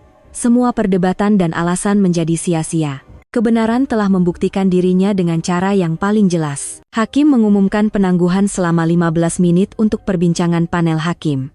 Dalam masa yang singkat itu, ketegangan di dalam mahkamah memuncak. Saya duduk sambil memegang erat tangan Encik Kamal. Walaupun yakin akan kemenangan, jantung saya masih berdegup kencang. Ini adalah saat yang akan menentukan nasib bukan sahaja seorang individu, tetapi seluruh keluarga, termasuk saya dan anak saya. Di seberang sana, Zainal masih menunduk di atas meja, tidak mengangkat kepalanya. Dia seolah-olah telah menerima nasibnya. Puan Sri Halimah, selepas menangis lama, hanya merenung kosong. Mungkin dia sedang coba menerima hakikat kejam bahwa anaknya yang ditatang bagai minyak yang penuh dan dilindungi dengan segala cara akan segera dikurung di dalam penjara yang sejuk. Kebanggaan dan keyakinannya terhadap kuasa Wang telah hancur di bawah roda keadilan. Apabila panel hakim masuk semula, semua orang di dalam mahkamah berdiri. Dalam suasana yang khidmat, hakim mula membacakan penghakiman terakhir.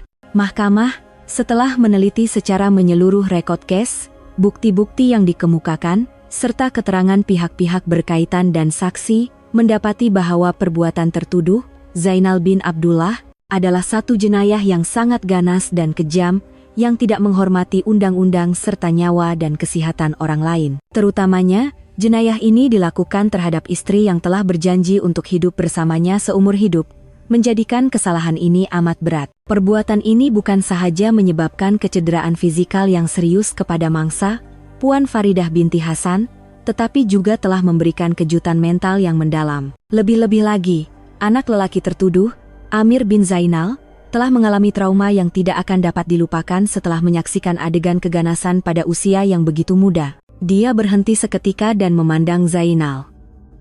Hujah tertuduh bahwa jenayah ini dilakukan secara tidak sengaja di bawah pengaruh alkohol tidak boleh diterima sebagai alasan untuk meringankan hukuman. Berdasarkan rekod perubatan dan keterangan saksi, perbuatan ganas tertuduh telah berlaku secara sistematik dalam jangka masa yang panjang, yang menunjukkan kemerosotan pribadi dan moral yang serius. Kemudian dia berpaling kepada Puan Sri Halimah. Mahkamah juga mengambil maklum dengan serius tindakan ibu tertuduh, Puan Sri Halimah, yang coba menyembunyikan jenayah dan bersubahat. Tindakannya bukan sahaja mengganggu proses keadilan, malah telah memburukan lagi tragedi keluarga ini. Akhirnya, dia mengangkat tukulnya dan mengisytiharkan dengan suara yang tegas. Berdasarkan peruntukan di bawah Kanun Keseksaan dan Undang-Undang Keluarga, Mahkamah dengan ini menjatuhkan hukuman penjara selama 3 tahun ke atas tertuduh, Zainal bin Abdullah, atas kesalahan menyebabkan kecederaan parah, penjara 3 tahun. Walaupun saya sudah bersedia, saya terkejut mendengar keputusan itu. Ia bukan hukuman yang terlalu berat, tetapi bagi seseorang yang berada di kedudukan Zainal, 3 tahun penjara sudah cukup untuk memusnahkan seluruh kerjaya dan masa depannya. Terdengar satu jeritan yang menyakitkan. Puan Sri Halimah. Dia rebah ke lantai dan pengsan. Orang ramai bergegas ke arahnya. Terdengar suara memanggil pasukan perubatan, tetapi perbicaraan diteruskan. Hakim menyambung membaca penghakiman sivil. Tuntutan perceraian oleh plaintiff, Faridah binti Hasan, adalah diluluskan. Berkenaan hak penjagaan anak, mahkamah mendapati bahwa tertuduh, Zainal bin Abdullah, tidak layak dan tidak mempunyai syarat untuk membesarkan anak karena kecenderungan ganasnya. Oleh itu, hak penjagaan penuh ke atas Amir bin Zainal diberikan kepada plaintiff, Faridah binti Hasan. Tertuduh diwajibkan membayar nafkah anak sebanyak 1.000 sebulan sehingga Amir mencapai umur dewasa. Semuanya telah berakhir, saya telah menang. Saya telah bebas dari perkawinan neraka ini, dan yang paling penting, saya telah melindungi harta paling berharga dalam hidup saya, anak saya. Air mata mengalir lagi, kali ini, air mata kelegaan dan kebebasan yang sejati. Zainal diiringi keluar oleh 2 orang pegawai penjara. Semasa melintasi saya, dia berhenti seketika, dan tanpa memandang saya, dia berkata dengan suara yang sangat perlahan dan serak, "Jaga Amir baik-baik." Kemudian dia berjalan pergi. Belakangnya yang dahulunya bidang kini kelihatan kerdil dan lemah. Saya memandangnya, bukan dengan rasa puas, tetapi dengan kesedihan yang mendalam. Kalaulah dia tahu berhenti lebih awal. Kalaulah dia tahu menghargai apa yang dia ada, keluarga kami tidak akan berakhir dengan tragedi sebegini. Puan Sri Halimah sedar selepas menerima rawatan. Dia duduk di atas kerusi roda, memandang belakang anaknya yang semakin menjauh dengan pandangan kosong. Dia telah kehilangan segalanya, kehilangan anak, kehilangan cucu, dan kehilangan marwah terakhirnya. Mungkin itu adalah hukuman yang lebih berat daripada 3 tahun penjara Zainal.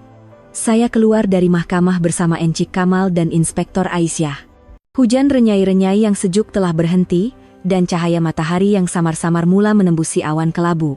Di atas dahan pokok, burung-burung pipit mula berkicau semula. Segalanya seolah-olah hidup kembali. Semuanya dah selesai, Puan Faridah. Aisyah tersenyum sambil menepuk bahu saya perlahan. Sekarang Puan boleh mulakan hidup baru. Saya mengangguk dan menghirup udara segar dalam-dalam. Ya, hidup baru. Hidup yang tiada lagi pukulan, makian, atau ketakutan. Hanya saya, anak saya, dan ketenangan. Penghakiman undang-undang telah dijatuhkan, tetapi saya tahu, ada satu lagi penghakiman yang akan menghantui mereka seumur hidup, penghakiman nurani. Selepas perbicaraan, hidup saya beralih ke halaman yang baru sepenuhnya. Sehelai kertas putih yang bersih tanpa sebarang kotoran penderitaan masa lalu. Ribut telah berlalu, membersihkan semua habuk dan kotoran, dan meninggalkan langit biru yang sangat jernih. Perkara pertama yang saya lakukan ialah menjemput anak saya. Melihat saya, Amir menjerit riang dan berlari memeluk leher saya. "Ibu, kita menang kan?" Saya memeluknya dan mencium rambutnya yang lembut. "Ya, sayang, kita menang. Sekarang tak ada siapa boleh ganggu kita lagi." Anak saya tersenyum ceria seperti cahaya matahari.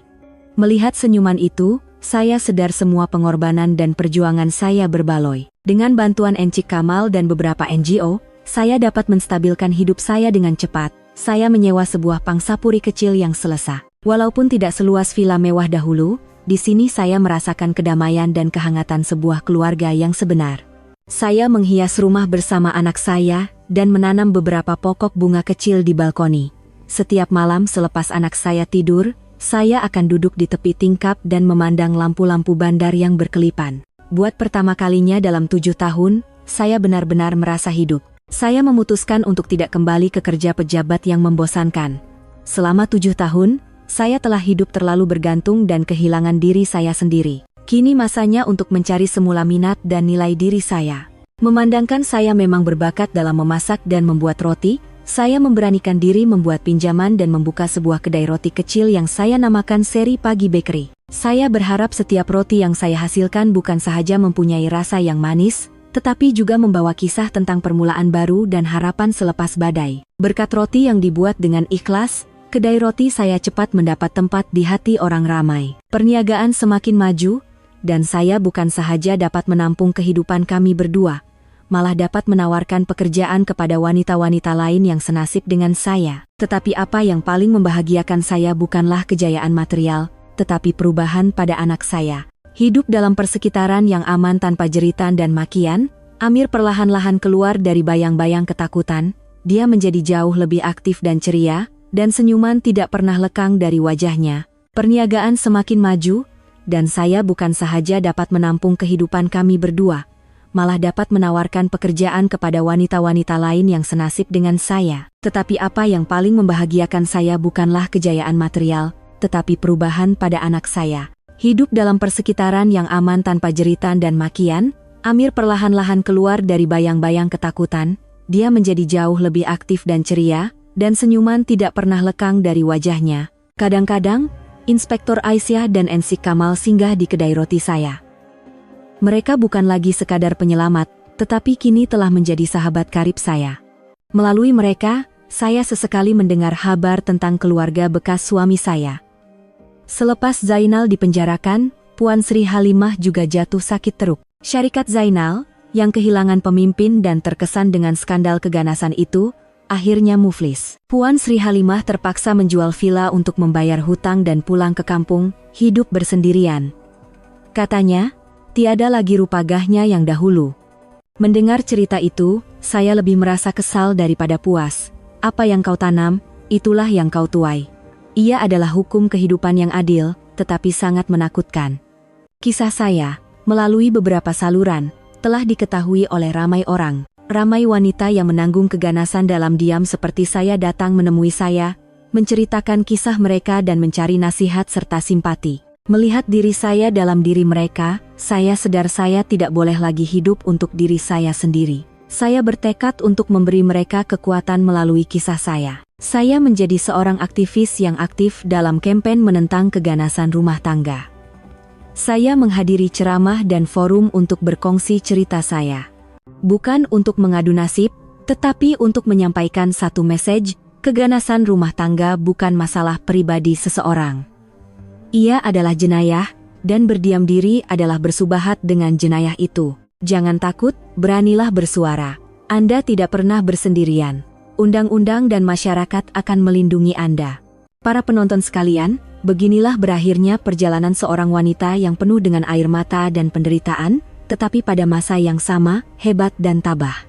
Mendengar kisahnya, kita mungkin sadar bahwa kebahagiaan bukanlah sesuatu yang datang dengan mudah, tetapi kadang-kadang perlu diperjuangkan dengan berani. Dan kebebasan yang paling berharga adalah kebebasan dari rasa takut. Kisah ini bukan sekadar pendedahan keganasan. Ia adalah pujian untuk kasih sayang seorang ibu, keberanian luar biasa seorang kanak-kanak, dan kekuatan yang terpendam dalam diri setiap manusia. Kisah ini menunjukkan kepada kita, tidak kira betapa lemahnya Anda atau betapa terdesaknya keadaan, selagi Anda mempunyai keberanian untuk memecah kesunyian dan bangkit menuntut keadilan, Anda pasti akan menemui cahaya di ujung terowong. Selepas badai, pagi pasti akan menjelang. Terima kasih.